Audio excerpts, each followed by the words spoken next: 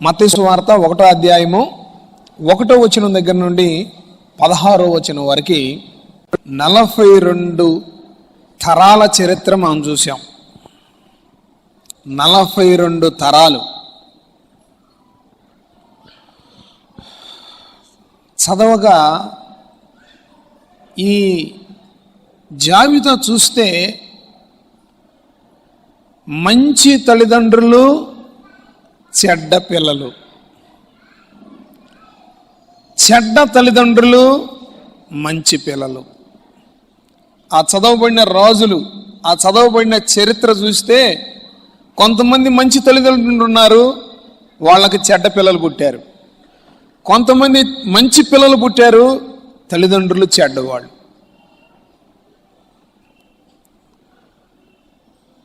ఈ లేఖనం మనకేం చెప్తుందంటే, చెడ్డవారిని మంచివారిని ప్రేమించి వారిని మార్చి ఆయన దీవెనలకి పాత్రుడుగా చేయడానికి లోకరక్షకుడు ఉద్భవించాల్సి వచ్చింది.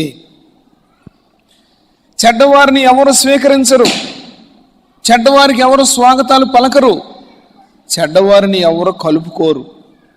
కానీ దేవుడు అందరినీ కలుపుకుని వారందరి రక్షణ కోసం తన ప్రియ కుమారుడైన యేసుక్రీస్తు వారిని ఈ లోకానికి పంపించారు. 42 తరాలు మనం చూస్తే పురుషుల పేర్లు ఉన్నాయి. 42 తరాలలో దాదాపుగా 35 మంది తండ్రుల పేర్లు చూస్తున్నాం. 5 మాత్రమే స్త్రీమూర్తుల్ని చూస్తున్నాం. ఆ 5 కూడా ఎందుకు మెన్షన్ చేశాడంటే, వాళ్ళ చరిత్ర ఘోరం, వాళ్ళ స్థితి భయంకరం.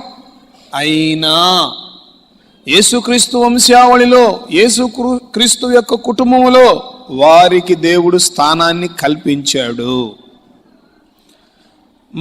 మనుషులకు ఇష్టం లేని వారు, మనుషులకు పనికిరాని వారు దేవుడికి పనికొస్తాడు అన్నట్టుగా ఈ వంశ వృక్షాల చరిత్ర మనం చూస్తున్నాం. అబ్రహాము, దావీదు వీళ్ళిద్దరిని ప్రత్యేకంగా హైలైట్ చేసి చూపిస్తున్నాడు. అబ్రహాం గారికేమో కుమారుడని, దావీదు గారికేమో నీ సింహాసనాన్ని స్థిరపరుస్తానని వాగ్దానం చేశాడు. ఇక్కడ ప్రియులారా, మనం గమనించినట్లయితే ఈ పట్టిక చరిత్రలో అబ్రహాం గారికి పిల్లలు లేరు. అబ్రహాముకి సంతానం లేనప్పుడు చాలా ఆస్తిపరుడు.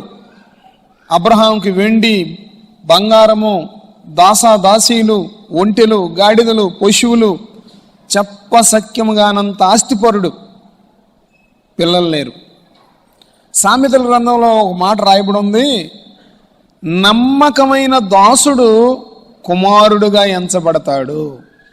ఒక ఇంట్లో పనిచేసే ఒక నమ్మకమైన దాసుడు కుమారుడుగా ఎంచబడతాడు అని ఆ యొక్క వాక్యానుసారంగా అబ్రహాం అంటున్నాడు, అయ్యా నువ్వు నాకు చాలా ఆస్తి ఇచ్చావు, నాకు బిడ్డలు లేరు గనక వాళ్ళ ఇంట్లో పుట్టి పెరిగిన జీతగాళ్ళు, పుట్టి పెరిగి పనిచేసే జీతగాళ్ళు 318 మంది. అబ్రహాం గారి ఇంట్లో పుట్టి పెరిగిన జీతగాళ్ళు, ఇంట్లో పనిచేసేవాళ్ళు 318 మంది. అయ్యా ఈ 318లో ప్రథమ పాలేరు ప్రధాన జీతగాడు దమస్కు ఎలియాజరు, నాకు నా ఆస్తికి ఇతడే వారసుడు కదా అని దేవునితో మాట్లాడుతున్నాడు. దేవుడు అంటున్నాడు, నీ దాసుడు నీకు వారసుడు కాదు, నేనే నీ గర్భంలో నుండి వారసుడుగా పుడతానయ్యా అంటున్నాడు. దేవునామ స్తోత్ర. దాసుడు నీకు వారసుడు, అబ్రహాము కుమారుడు అని చదివామా? అబ్రహాము కుమారుడు, నేనే నీకు కుమారుడిగా పుడతానయ్యా అని అక్కడ అబ్రహాముతో వాగ్దానం చేసినప్పుడు అబ్రహాము అది నమ్మెను, అది అతనికి నీతిగా ఎంచబడెను. ప్రియులరా, పదవులు మనిషి యొక్క మనస్సు మార్చలేవు. డబ్బు మనిషి యొక్క మనసు మార్చలేదు. స్థితిగతులు మనుషుని యొక్క మనసు మార్చలేవు. బహుమానాలు మనుషుని యొక్క మనసు మార్చలేదు. మనిషి మనసు మార్చేది ప్రభు అయిన యేసుక్రీస్తు వారు మాత్రమే. పాపశాపములో ఉండి, దుర్వ్యసనాల్లో ఉండి, దుష్ట స్నేహాల్లో ఉండి, కొట్టుమిట్టాడుతూ ఈ లోకమైన దొంగ జిగట ఊపి గుంటలో కూరుకుపోయిన వారిని లేపి ఆదుకొని మాట్లాడి మారు మనసు దయచేసేది ప్రభు అయిన దేవుడు ఒక్కడే. దేవుడు మారిస్తేనే మనుషుడు మారతాడు. చాలామంది సాక్ష్యాలు విన్నాం. దొంగలు మారారు, నక్సలైట్లు మారారు, శాడిస్టులు మారారు, మావిస్టులు మారారు, రేపిస్టులు మారారు. వారు మారింది చట్టాల వలన కాదు, వారు మారింది బహుమానాల వలన కాదు, వారు మారింది వారి అనారోగ్య పరిస్థితి వలన కాదు. తండ్రి దేవుడు వాళ్ళని ప్రేమించి, వాళ్ళని ఆదరించి, వాళ్ళకి రక్షణ భాగ్యాన్ని, ఆయన ప్రేమ మాధుర్యాన్ని రుచి చూయించాడు గనక వారు మారు మనసు పొందటం జరిగింది. దేవుని నామ స్తోత్ర. మనకు స్టువర్ట్ పురం అనే పక్కనే ఉన్న ఊరు. స్టువర్ట్ పురం అనగానే ఏమంటారు? స్టువర్ట్ పురం అనగానే గజ దొంగల ఊరు. మామూలు దొంగలు కాదండి. ఏ ఊరది? గజ దొంగల. నా యేసయ్య ఆ ఊరిని ఇప్పుడు సువార్త పురంగా మార్చేశాడు. దేవుని నామం స్తోత్ర. ఆ దొంగల్లో ఒక దొంగ చెప్పిన సాక్ష్యం మీకు చెప్తాను, వినండి. అంటే దేవుడు ఎలా మార్చాడు అనడానికి సాక్ష్యం. ఆ ఊర్లో వాళ్ళకి నచ్చింది పగలేదన్నా చూస్తే ఈ రాత్రికి అక్కడ ఉంది. అది వాళ్ళకి నచ్చింది ఏదైనా సరే, బంగారం కావచ్చు, బట్టలు కావచ్చు, వస్తువులు కావచ్చు, వాహనాలు కావచ్చు, వాళ్ళకి నచ్చింది పగలు చూస్తారు. నచ్చింది అనుకో, ఇక రాత్రి అక్కడ ఉండదు, సమస్య లేదు. ఎవరు త్యజించలేకపోయారు, ఎవరు పుట్టుకోలేకపోయారు. ఎన్ని స్పెషల్ స్క్వాడ్ చేసినా కానీ వాళ్ళని అదుపు చేయలేకపోయారు, ఆ దొంగతనాలని ఆపలేకపోయారు. మారు మనసు పొందిన ఒక దొంగ, సర్కిల్ ఇన్స్పెక్టర్ గారు స్టేషన్కి రమ్మన్నాడంట. మారు మనసు పొందాడు, దొంగతనాలు మానేశాడు. ఏదో అవసరం కోసం రమ్మంటే వెళ్ళాడంట. వెళ్తే ఆయన చెప్పాడంట,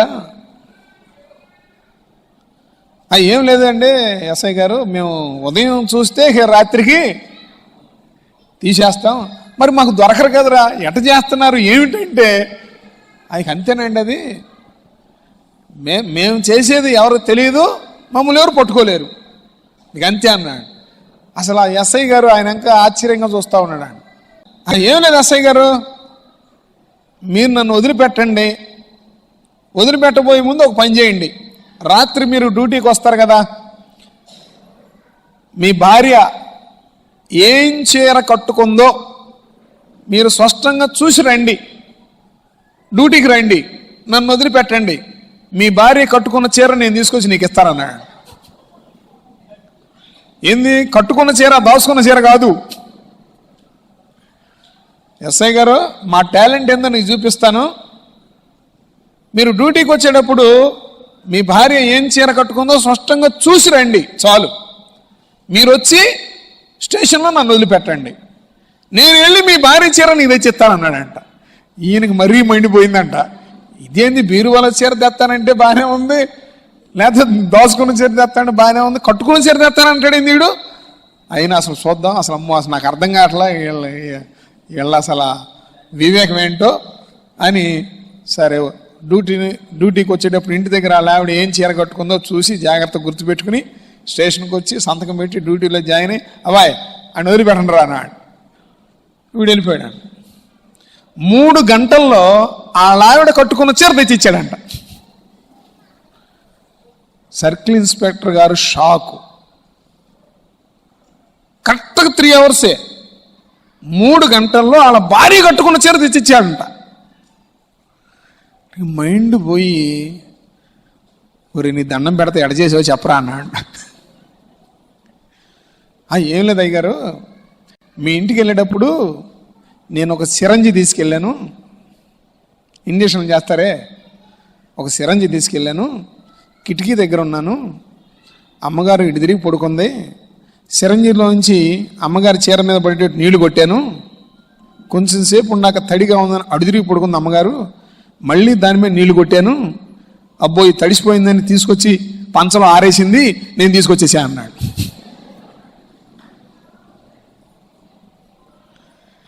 ఇక అసలు సర్కిల్ ఇన్స్పెక్టర్ అసలు ఏం చెప్పాలో ఏం చేయాలో కూడా ఆయనకి, మేము ఇలా చేస్తామండి, ఇప్పుడు నా ముందు కేజీ బంగారం పెట్టినా నేను చూడను, నేను తాకను, ప్రభు యేసుక్రీస్తు వారు నన్ను రక్షించాడు.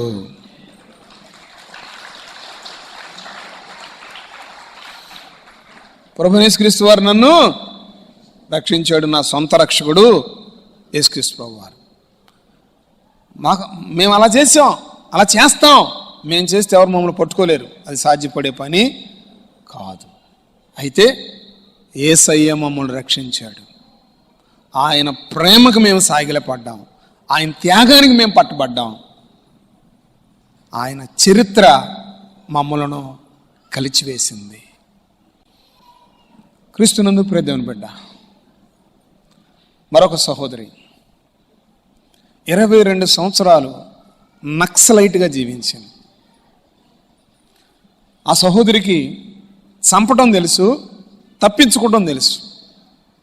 22 సంవత్సరాల తర్వాత ప్రభు యేసుక్రీస్తు వారి జన్మ చరిత్ర విని, ఆయన పాపుల్ని ఎంతగా ప్రేమిస్తాడో, మనుషుల కోసం ఎంత ఆయన త్యాగం చేశాడో విని రక్షింపబడి మారుమనసు పొంది ఆమె చెప్పిన సాక్ష్యం ఏంటంటే, ఒకప్పుడు నాకు చంపడం తెలుసు, తప్పించుకోవడం తెలుసు, ఇప్పుడైతే క్రీస్తు కోసం చనిపోవడానికి నేను సిద్ధంగా ఉన్నాను.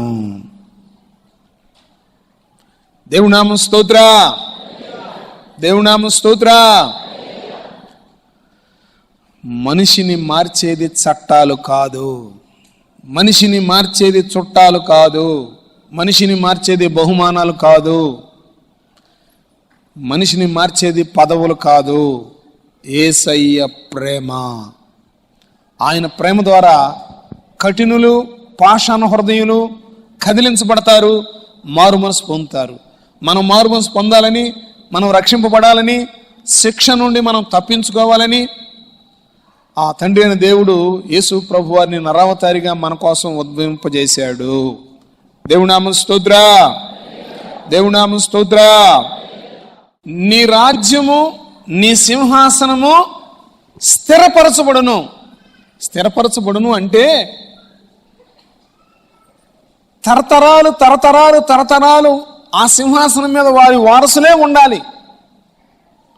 మరి ఇక్కడ దేవుడు దావీదుకి చేసిన వాగ్దానం ఏమిటంటే, నీ సింహాసనం స్థిరంగా ఉంటుంది. నిజ జీవితంలో దావీదు గారిని చూసుకుంటే, దావీదు గారి తర్వాత ఎవరు రాజు అని ఆ పిల్లలు చాలా కొట్టుకున్నారు, చాలా గొడవలు చేసుకున్నారు. కానీ ఇక్కడ దేవుడు అంటున్నాడు, నీ సింహాసనం స్థిరంగా ఉంటుంది అంటే నీ గర్భంలో నుండి నేనే పుడతాను. దావీదు మొద్దులో నుండి చిగురు ఉద్భవించుద్ది. దేవుని నామం స్తోత్ర, దేవుని నామం స్తోత్ర. దావీదు కుమారుడు అబ్షాలోము పోట్లాడాడు, ఆదోనియా పోట్లాడాడు, సొలొమోను దానికోసం ప్రయత్నం చేశాడు. వారి పిల్లలు తన్నుకున్నారు, నేను రాజుని, నేను రాజునని. కానీ దేవుడు చెప్తున్నాడు, నీ సింహాసనం స్థిరపరచబడుద్ది. దావీదు కుమారుడా అని పిలిపించబడ్డాడంటే దావీదు సింహాసనం మీద శాశ్వతంగా ఉండేది యేసు ప్రభువారే. దేవునామం స్తోత్రా, దేవునామం స్తోత్రా.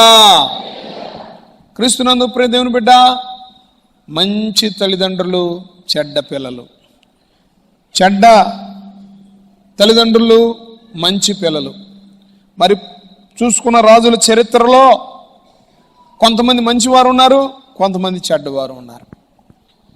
మనం 1వ వచనం దగ్గర నుండి 16వ వచనం దాకా చదివినటువంటి ఈ 35 మంది తండ్రుల్లో మంచివారు కొద్దిగా, చెడ్డవారు కొద్దిగా, మంచి పిల్లలు కొద్దిగా, చెడ్డ పిల్లలు కొద్దిగా. ఆ తర్వాత ఈ 42 తరాల చరిత్రలో 5 స్త్రీలను అక్కడ మనం చూస్తున్నాం. చాలామంది వంశాన్ని బట్టి గర్వపడతా ఉంటారు, గోత్రాన్ని బట్టి గర్వపడతా ఉంటారు. ఏ గర్వం లేనిది నా యేసయ్యా. దేవునామం స్తోత్రా. ఎందుకంటే గర్వించడానికి వీలు లేని వంశం, గర్వపడటానికి వీలు లేని పుటక. అందరినీ కలుపుకున్నాడు, అందరినీ స్వాగతించాడు ఆయన. మనం చూస్తే క్రీస్తు జనన వంశావళిలో 5 స్త్రీల్ని మనం అక్కడ చదువుకున్నాం. ఆ 5 స్త్రీల గురించి వివరించి నా మాటలు ముగిస్తా. ఈ 5 స్త్రీలు ఎవరయ్యా అంటే, మొదటి స్త్రీ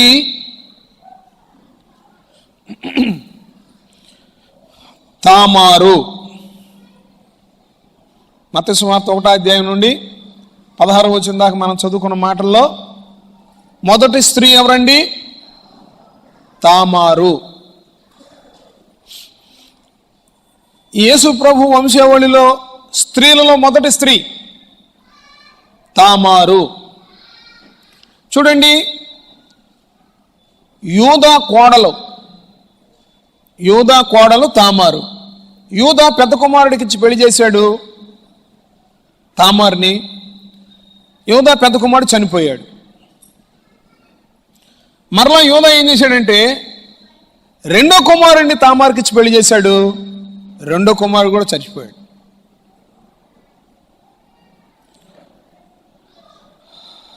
ఇంకో మూడో కుమారుడు ఉన్నాడు. ఈ మూడో కుమారుడు కూడా ఇచ్చి పెళ్లి చేస్తే చచ్చిపోతాడేమోనని ధర్మశాస్త్ర ప్రకారం అన్న చనిపోతే తమ్ముడు దేవర ధర్మాన్ని నిర్వర్తించి అన్న పేరు నిలబెట్టడానికి అతని పేరు సంతానాన్ని కనాలి. ఆ రోజున ఉన్న ధర్మశాస్త్ర క్రమం, నియమం. ఆ దేవర ధర్మాన్ని నిర్వర్తించే ప్రక్రియలో యోధా కొడుకులు దేవునికి వ్యతిరేకంగా నడిచారు కనుక దేవుడు మొట్టాడు, వాళ్ళు చచ్చిపోయారు. దేవునికి వ్యతిరేకంగా నడిచారు కనుక దేవుడు గద్దించాడు, దండించారు, చచ్చిపోయారు. తామారు తప్పేమీ లేదు, తామారు పాపం ఏమి లేదు, తామారు పొరపాటు ఏమి లేదు. ఆ రోజున చట్ట ప్రకారం, లా ప్రకారం చేయాల్సింది వాళ్ళు చేయలే. సరే, మూడో కుమారునిచ్చి పెళ్లి చేయాల్సిందే. అయితే యోధా ఏం చేశాడంటే, మూడో అబ్బాయి చిన్న అబ్బాయి తర్వాత చేద్దాంలే, నువ్వు మీ అమ్మ నాన్న ఇంటికి వెళ్ళిపో అని పంపించేశాడు. మొదటి భర్త చనిపోయాడు, రెండో భర్త చనిపోయాడు, విధవగా పుట్టింట చేర్చబడింది. సమాజం ఈమెను గురించి ఏమంటారు? మనుషులు ఏమనుకుంటారు ఈ తల్లిని గురించి? మొదటి భర్త చచ్చిపోయాడు, రెండవ భర్త చచ్చిపోయాడు, మళ్ళీ పెళ్లి చేయాల్సిన ధర్మాన్ని నిర్వర్తించకుండా విధవగానే పుట్టింటికి పంపించేశారు. సందర్భం ఇది. మనుషులు ఏమనుకుంటారు? ఏంటి తెల్లారి లెగితే పంచలో కూర్చుని ఏ మాటలుగా మీరు మాట్లాడుకునేదే? తెలియనట్టు నా ముఖంగా చూస్తారేంది? ఒక తల్లికి ఇలాంటి స్థితి సంభవించింది, ఆమె గురించి మీరేం మాట్లాడుకోరా? ఏం మాట్లాడుకోరా? ఎందుకు మాట్లాడుకోరు?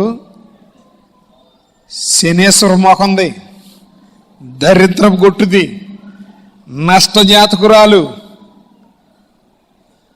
అంటారా? అనరా? ఏంది ఎట్లా అంటున్నారు, ఇట్లా అంటున్నారు. అంటే బైబిల్ భాషలో చెప్పాలంటే సంస్కారం గల వాళ్ళు ఏమంటారంటే విధి వంచిత. ఈమెని విధి వంచింది. విధి అంటే తలరాత. విధి వంచిత సంస్కారవంతులు పెట్టే మాట. సంస్కారం లేని వాళ్ళు అనే మాట ఏముందంటే శనేశ్వరరాలు, దరిద్ర గుటుది, నష్ట జాతకురాలు. ఏమండి, ఇప్పుడు ఈమె పొద్దున్నే లేచి ఒక బిందె నీళ్ళు తెచ్చుకుందని బయటకు వచ్చింది అనుకోండి, ఎవరైనా యాక్సెప్ట్ చేస్తారండి? అసలు మన వాళ్ళకి సెంటిమెంట్లు భలే ఎక్కువ. మన వాళ్ళకి సెంటిమెంట్లు భలే ఎక్కువ. ఒక ఆయన అంట పొద్దున్నే ఆఫీస్కి బయలుదేరుతుంటే పిల్లి ఎదురు వచ్చిందంట. పొద్దున్నే ఆఫీస్కి బయలుదేరుతుంటే పిల్లి ఎదురు వచ్చిందంట. ఎట్లా కూడా ధైర్యం చేసుకుని వెళ్ళాడు, కానీ కడుపులో మాత్రం పిల్లి ఎదురొచ్చిందని లోపల సనుక్కుంటానే ఉన్నాంట. ఆ ఆఫీసులో జరగరానిదేదో జరిగింది. ఈయన కోపంతో ఇంటికి వచ్చి ఆ పిల్లిని పెంచే వాళ్ళ మీద పోట్లాడుతున్నాడంట. ఏమమ్మా, పెంచుకున్నావు కానీ పిల్లిని అట్ట వదిలేస్తారా, లోపల కట్టేసుకోవద్దు. ఆమందంట, అయ్యా నా పిల్లి పొద్దునే నీ ముఖం చూసిందా, చచ్చిపోయింది అందంట.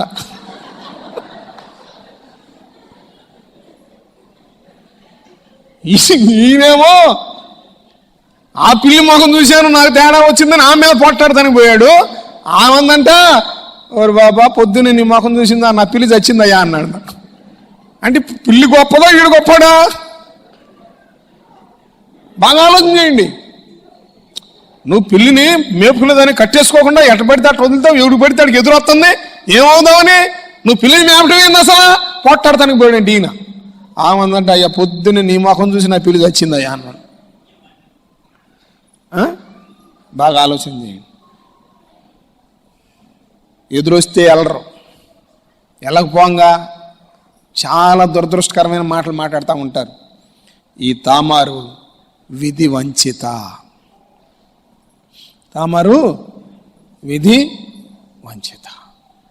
ఆత్మ నియమానుసారంగా ధర్మశాస్త్రంలో రాయబడి ఉంది, జీవము గల దేవుణ్ణి నమ్మిన బిడ్డలకి భర్త చనిపోయినా భార్య చనిపోయినా అన్యుడికిచ్చి పెళ్లి చెయ్యకూడదు. కానీ చనిపోయిన తన భర్త పేరట బిడ్డలను గంటానికి దేవర ధర్మం అనే ఒక ధర్మశాస్త్రం ఉంది. ఆ నియమ ప్రకారము యోగ్యురాలుగా తామారు ఉన్నది. ఆ తర్వాత జరిగిన పరిస్థితిని బట్టి తామారుకి 2 బిడ్డలు పుట్టారు. ఆ 2 బిడ్డలు పుట్టిన సందర్భంలో తామారు మామ యోధ సాక్ష్యం చెబుతాడు, నా కోడలు నాకంటే నీతిమంతురాలు అని. అక్కడ జరిగిన పరిస్థితి, మామ కొడుకునిచ్చి పెళ్లి చేయాల్సింది పోయి పొరపాటున వేరే స్త్రీని ఆమెతో కలవటం, 2 పిల్లలు పుట్టడం, తర్వాత నాకంటే నా కోడలు నీతిమంతురాలని సాక్ష్యం చెప్పటం మనం చూస్తున్నాం. మామ ద్వారా గర్భవతి 2 బిడ్డల కన్న తల్లి ఈ సమాజంలో ఎవరన్నా యాక్సెప్ట్ చేస్తారా? నా యేసయ్య ఆయన వంశావళిలో పెట్టాడు ఈమె ఒక తల్లి అని. కొట్టో చప్పట్ల.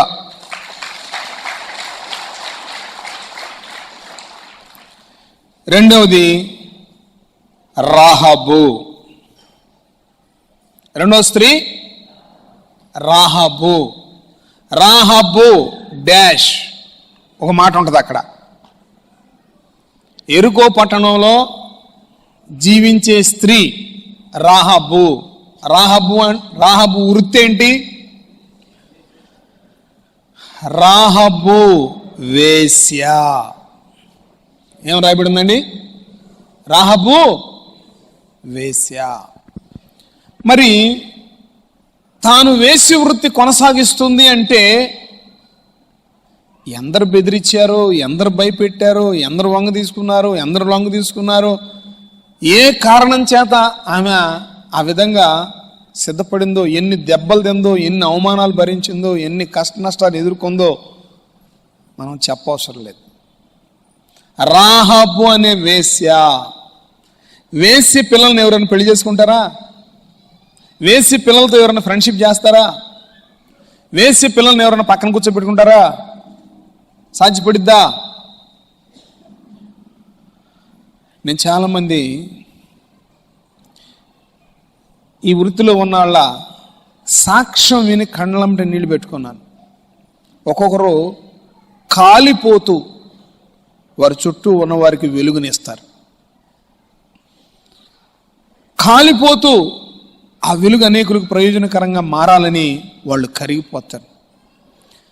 వేశ్య వృత్తి కొనసాగిస్తూ పిల్లల్ని డాక్టర్ చదివించేవాళ్ళు లేకపోలేదు. వేశ్య వృత్తి కొనసాగిస్తూ తల్లిదండ్రులు లేని బిడ్డలకి ఆహారం పెట్టేవాళ్ళు లేకపోలేదు. వేశ్య వృత్తిని కొనసాగిస్తూ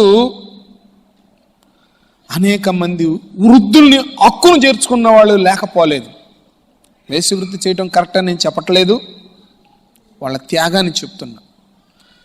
వాళ్ళని మనం చిన్న చూపు చూడటమే మనకు తెలుసు, చేదరించుకుంటమే మనకు తెలుసు, వాళ్ళని అసహించుకుంటమే మనకు తెలుసు. వారి అంతర అర్థాన్ని నువ్వు చూడలేవు. ఆ అంతర అర్థాన్ని చూడగలిగిన వ్యక్తి దేవుడు. ఈ వేశ్య సాక్ష్యం చెబుతుంది. ఎందుకు దేవుడు ఆమెను యాక్సెప్ట్ చేశాడు అంటే, దేవుడైన యెహోవా మీ దేవుడు, మీరు నమ్మిన దేవుడు, ఆకాశమందు దేవుడే, భూమి యందు దేవుడే, భూమి కింద ఉన్న నీళ్ల యందు దేవుడే. ఆయన పరాక్రమాన్ని అభివర్ణించింది, ఆయన శక్తి సామర్థ్యాన్ని అభివర్ణించింది, హృదయపూర్వకంగా విశ్వసించింది. ఇక్కడ తామార్ని విధి వంచిత అన్నాం. ఇక్కడ రాహాబు అనే వేశ్య సమాజ వంచిత. సమాజం ఏమని వంచింది, అందుకని వేశ్య అని పేరు పెట్టింది. తామారు విధి వంచిత. భర్త చచ్చిపోయాడు, మరలా చచ్చిపోయాడు, విధి వంచింది అని ఆమె పేరు పెట్టారు. ఈ రాహాబుకి సమాజ వంచిత, సమాజం ఏమని వంచి ఈమె పేరు వేశ్య అని పెట్టారు. అయితే హృదయం నిండా దేవుని గొప్పతనాన్ని, దేవుని ఔన్నత్యాన్ని, దేవుని బాహుబలాన్ని హృదయం నిండా పదిలపరుచుకుంది. మీ దేవుడు గొప్పవాడు అయ్యా, మీ దేవుడు చెప్పిన మాట ప్రకారం ఈ భూభాగాల్ని, మా దేశాన్ని మీకు స్వాధీన పరిచినప్పుడు నా ప్రాణాలకు తెగించి మిమ్మల్ని కాపాడాను. ఆ దేవుణ్ణి సేవించినట్లుగా, ఆ దేవుని చల్లని రెక్కల కింద నేను ఉండునట్లుగా నన్ను నా కుటుంబాన్ని జ్ఞాపకం చేసుకుని రక్షించండి అని ప్రాధేయపడింది. హృదయం నిండా ఆమె విశ్వాసాన్ని దేవుడు జ్ఞాపకం చేసుకుని ఆమెను రక్షించడమే కాదు, ఆమె కుటుంబాన్ని రక్షించడమే కాదు, కాలేబు వంశస్థుడు ఆ బిడ్డని పెళ్లి చేసుకుని క్రీస్తు జన్మ తరాలలో ఒక తల్లిగా ఆ బిడ్డను తీర్చిదిద్దాడు. దేవునామ స్తోత్ర, దేవునామ స్తోత్ర. సమాజంలో కొంతమంది వేషధారులు, అంటే కడుపులో ఒకటి ఉంటుంది, పైన ఒకటి ఉంటుంది. నోటితో మాట్లాడతారు, నొసలతో ఎక్కిరిస్తారు. నోటితో మాట్లాడినట్టుగానే ఉంటారు, నొసలతో సైకిల్ చేస్తారు. చూసావా, విన్నావా, ఇట్టా అన్నట్టుగా నాకు చేత కదిలేండి. నోటితో మాట్లాడతారు, నొసలతో ఎక్కిరిస్తారు. నా దేవుడు ఆ బిడ్డ విశ్వాసాన్ని జ్ఞాపకం చేసుకుని, విశ్వాసి అయినా, బలాఢ్యుడైనా, పరాక్రమశాలి అయినా కాలేబు సంతతిలో, కాలేబు సంతతి కోడలుగా దేవుడు రాహాబుని యాక్సెప్ట్ చేశాడు. మనుషులు ఎవరు యాక్సెప్ట్ చేయరు, దేవుడు చేశాడు. ఆ తర్వాత మూడో తల్లి రూతు.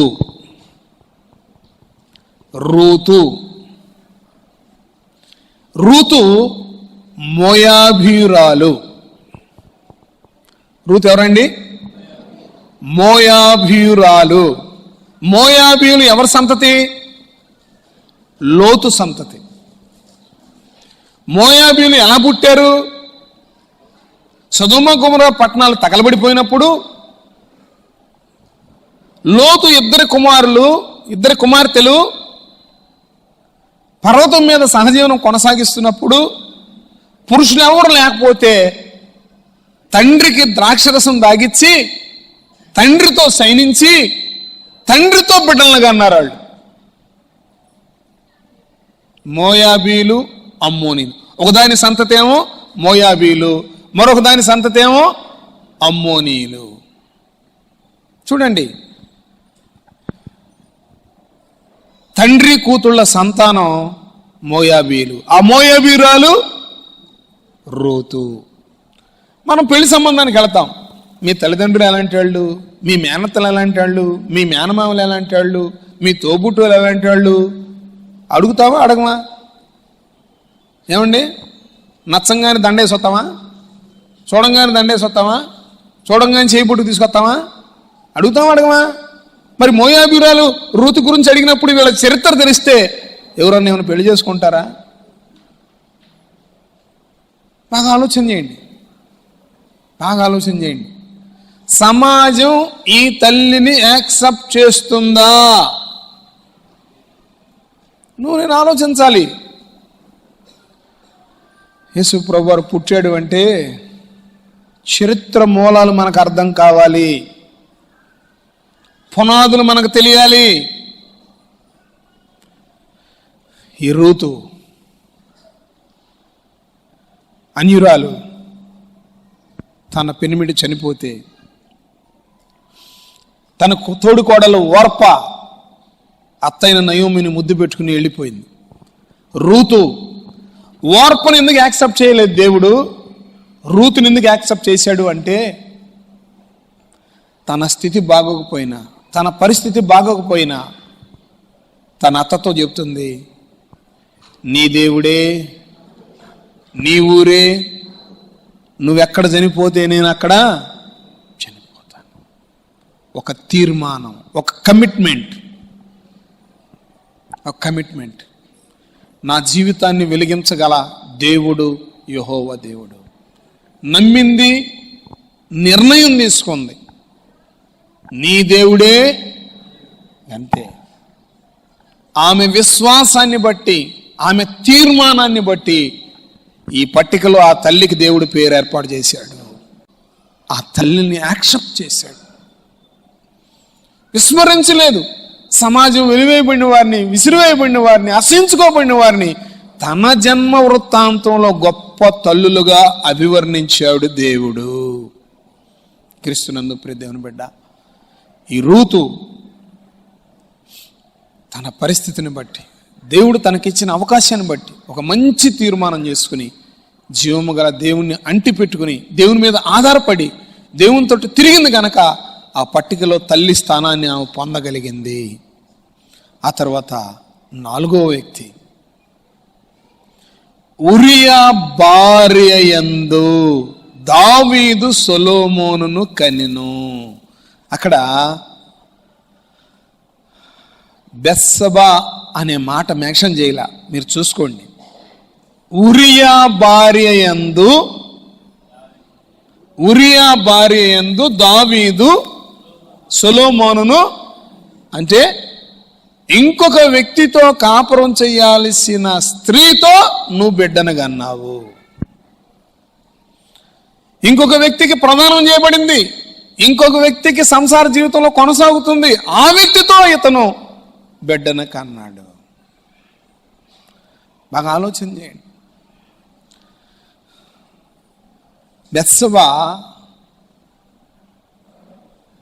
బెత్షెబా తాత ఆ దేశ ప్రధానమంత్రి అహీతోపెలు.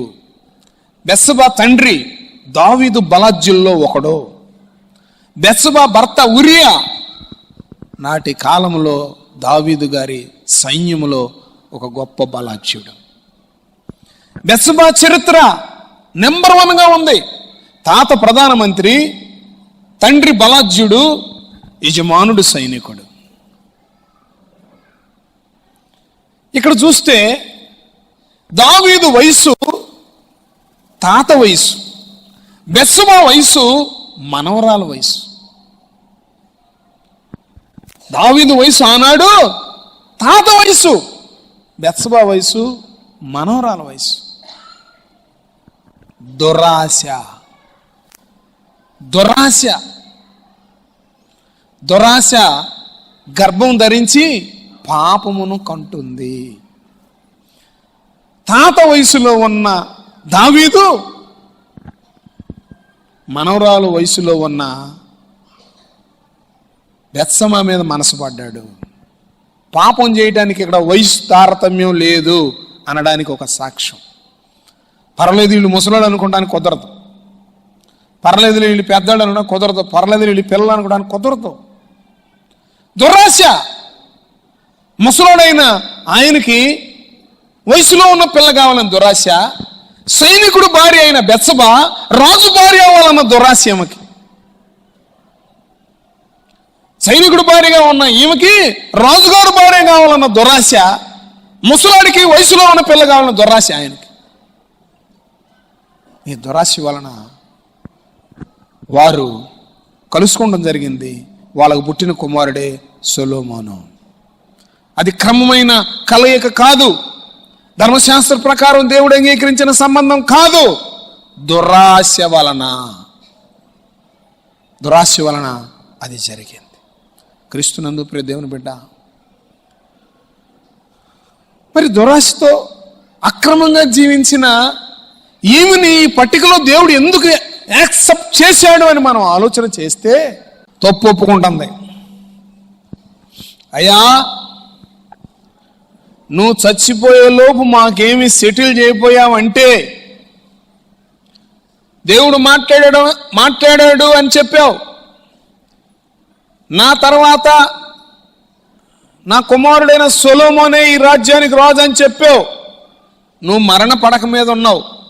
ఒకవేళ నువ్వు చెప్పింది నెరవేర్చకపోతే నేను నా కుమారుడైన సొలొమోను ఏమి ఎంచబడతాం? అపరాధులము. మేము పాపం చేశాం, నేను అపరాధిని, నేను నా బిడ్డ అపరాధులము, శిక్షకు మేము పాత్రలం అయిపోతాం. నువ్వు సరైన నిర్ణయం తీసుకోకపోతే, నువ్వు సరైన ప్రక్రియ కొనసాగించకపోతే నేను నా బిడ్డ చంపబడతాం. మాది అక్రమము. బెత్సబా హృదయపూర్వకంగా మనుషులందరూ ఎదుటి ఒప్పుకుంది. చప్పట్లు కూడా.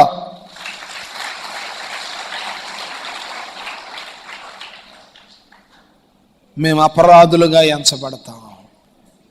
క్రీస్తునందు ప్రియ దేవుని బిడ్డ, తప్పు చేయని మనిషి ఉండడు, తుప్పు పట్టని కత్తి ఉండదు. తుప్పు పట్టిన కత్తినికి సానబెడితే పనికొచ్చుద్ది. తప్పు చేసిన మనిషి దిద్దుబాటు చేసుకుంటే మహానుభావుడు అవుతాడు.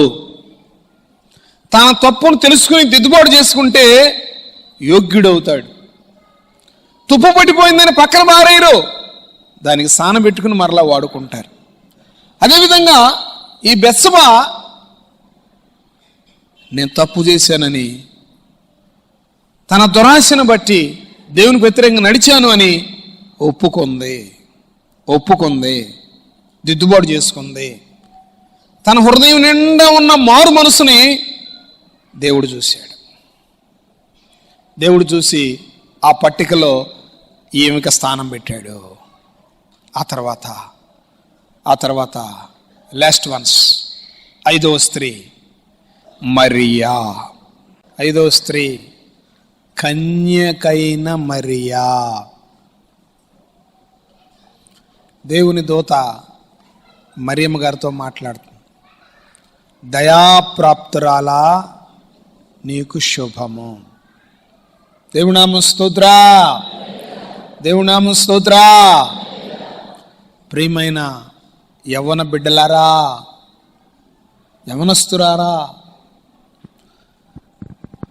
మరియను గురించి చెప్పబడిన సాక్ష్యం కన్యక. అమ్మా, నీ కన్యత్వం జాగ్రత్త.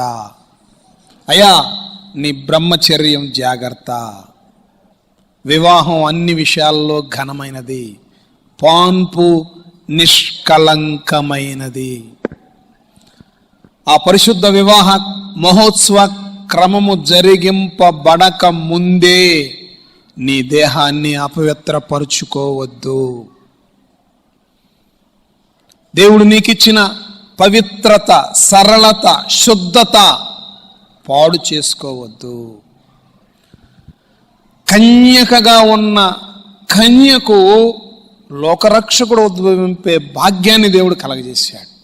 లోకరక్షకుడు భూలోకానికి ఉద్భవించడానికి మరియమ్మ గర్భాన్ని ఒక సాధనంగా వాడుకున్నాడు. నువ్వు నేను పరిశుద్ధంగా ఉంటే, నువ్వు నేను జాగ్రత్తగా ఉంటే, నిన్ను నన్ను జీవము గల దేవుడు ఒక సాధనముగా వాడుకొనును గాక. క్రీస్తునందు ప్రియ దేవుని బిడ్డ, మనము మంచి తల్లిదండ్రులు చెడ్డ పిల్లలను చూసాం. లేఖనంలో చెడ్డ పిల్లలు మంచి తల్లిదండ్రులు చూసాం.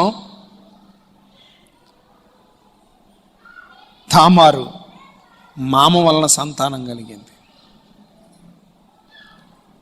రాహాబు వేశ్య, రూతు అన్యురాలు.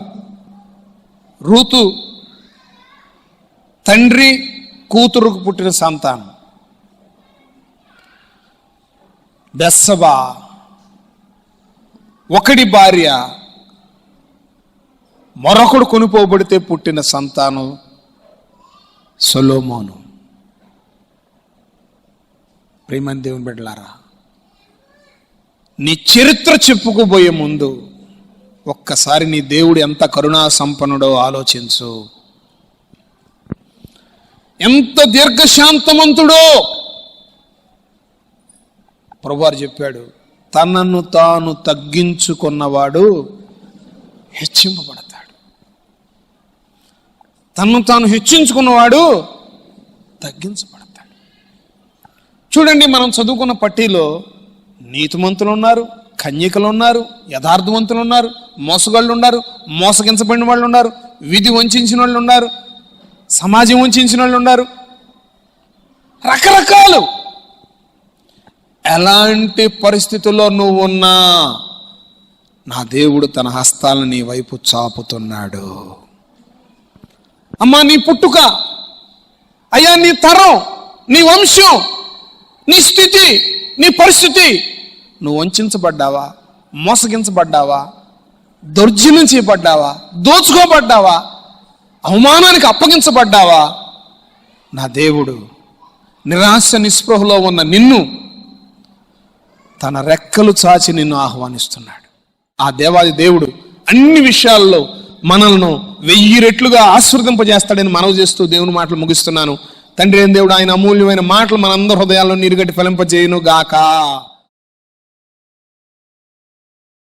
కరోనా అనేటువంటి మహమ్మారి వైదొలిగిపోయినట్టుగా సహాయం చేయండి అయ్యా. బిడ్డలకి స్వస్థతను ప్రసాదించండి, దీర్ఘకాల వ్యాధుల నుంచి విడిపించండి, బాధల నుంచి విడిపించండి, అపవిత్రత నుంచి విడిపించండి, పాపంలోంచి విడిపించండి, శ్రమలలో నుంచి విడిపించండి, అవమానంలోంచి విడిపించండి.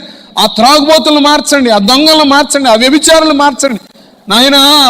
ఆ మోసగించబడిన వారిని జ్ఞాపం చేసుకోండి అయ్యా. మోసపోయిన వారిని ఆదరించండి, లేవనెత్తండి నాయన. అయ్యా, మరొక నూతన జీవితాన్ని వారికి ప్రసాదించండి నాయన. విడనాడబడిన వారిని, ఒంటరైన వారిని మీరు జ్ఞాపం చేసుకోండి అయ్యా. మీ చల్లని హస్తాలు మాకు తోడుగా ఉండ సహాయం చేసి మమ్మల్ని ఆశీర్వదించి వర్ధిల్లింప చేయమని ప్రభువును ప్రియరక్షకుడైన యేసుక్రీస్తు వారి దివ్య నామమును వేడుకుని పొంది ఉన్నాము తండ్రి.